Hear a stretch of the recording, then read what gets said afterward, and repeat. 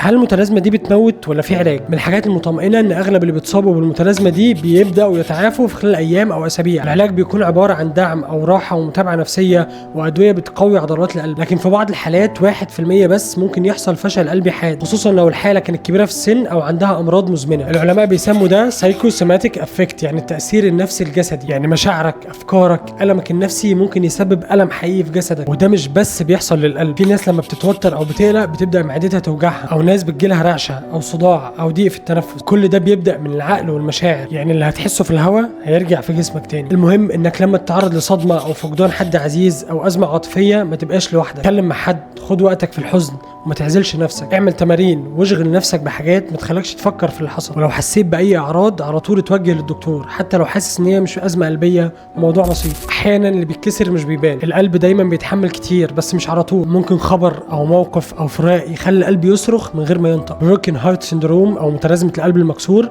بتقول لي المشاعر ليها ثمن، بس ثمن جسدي، لكن في المقابل والمبشر ان التعافي كمان حقيقي والقلب بيرجع ينبض من تاني.